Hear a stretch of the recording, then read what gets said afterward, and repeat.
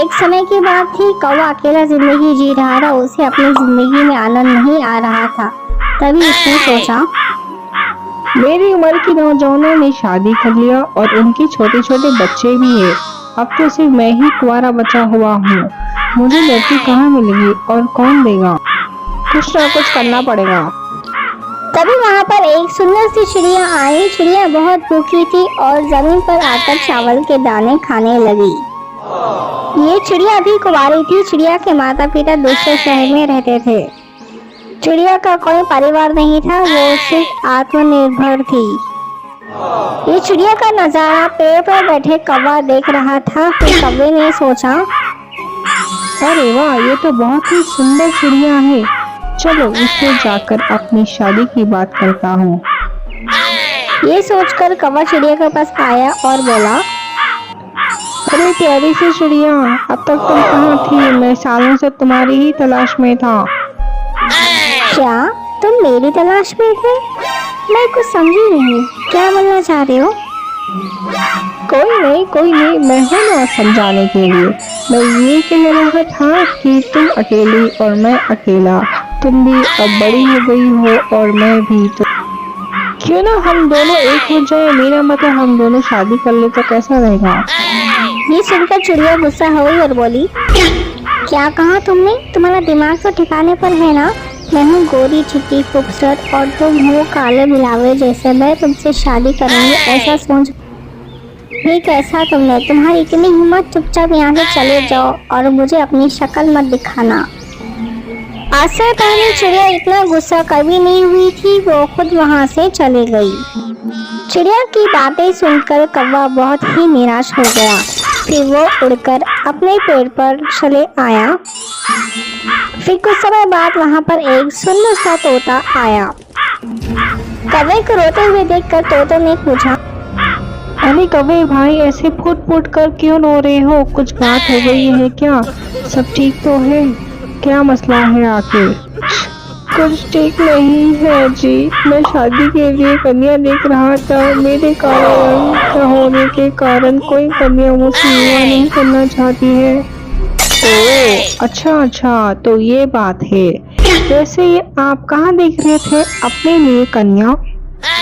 फिर कौवे ने बोला, वो दरअसल मैंने चिड़िया का हाथ मांगा था तो उसने मुझे सीधा मेरे मुंह पर ठुकरा दिया। अरे कौवे भाई, आप क्यों चिड़िया से पूछा? आप अपने ही बिरादरी में पूछ लेते। हाँ, तुम्हारी बात सही है, लेकिन मुझे किसी खूबसूरत कन्या की तलाश थी और मैं किसी खूबसूरत कन्या से ही शादी करना चाहता था, क्योंकि हमारी बिरादरी में सब मेरी तरह काले ही होते हैं ना, इसलिए।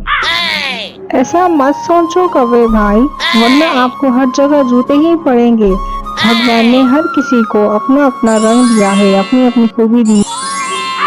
तुम बाज आ जाओ, मैं चलता हूँ। ये कहकर तोता चले गया और कौवा दोबारा मायूस हो गया। इसी तरह कुछ दिन बीतते गए और फिर एक दिन सुबह सुबह कौवा भोजन की तलाश में निकला था। तभी रास्ते में उसे कुछ मोर के पंख जमीन पर पड़े हुए नजर आए। फिर कौवा जमीन पर आया और सोचने लगा, अरे वाह, ये सारे मोर के पंख मैं पहन लेता हूँ। बिना किसी देरी के उसने उन पंखों को उठाया और अपने पूंछ में बांध लिया। वो बहुत खुश था। उसे लगने लगा कि अब वो मोर की तरह सुंदर बन गया है। यहाँ से कुछ देरी पर मोरों का बसेरा था। सुंदर सुंदर मोर वहाँ पर मौजूद थे। मोरों को देखकर कौवे ने सोचा, अब मैं इतना खूबसूरत बन गया हूँ मोरों की तरह, तो क्यों ना मोर की बेटी से शादी की बात कर लूँ। ये ठीक रहेगा और वैसे में भी मोर भी मुझे अब मना भी नहीं करेगा। आखिर में इतना सुंदर दामाद जो मिलेगा। फिर कौवा मोर के पास जाकर बोला, अरे प्यारे दोस्तों, कैसे हो? क्या आप मुझसे दोस्ती करना चाहोगे? ये मोर भी कौवे को देखकर मोर ही समझने लगे। फिर मोर ने बोला, हाँ, क्यों नहीं, चलो हम सब आज से दोस्त बन जाते हैं। फिर कुछ समय बाद वहाँ पर बारिश होने लगी। बारिश की जोश में मोर नाचने लगे। उन्हें देखकर कौवा भी जोश में आ गया और काव काव करने लगा।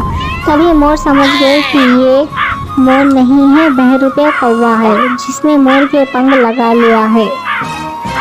फिर जैसे ही बारिश रुक गई, फिर मोर ने कौवे से बोला, तुम्हारी हिम्मत कैसे हुई हमें धोखा देने के लिए, और तुम्हारी इतनी मजाल जो हमारे ही पंख लगाकर हमें बेवकूफ बनाते हो। हमें पता चल गया है कि तुम मोर नहीं हो, तुम एक कौवा हो, कौवा।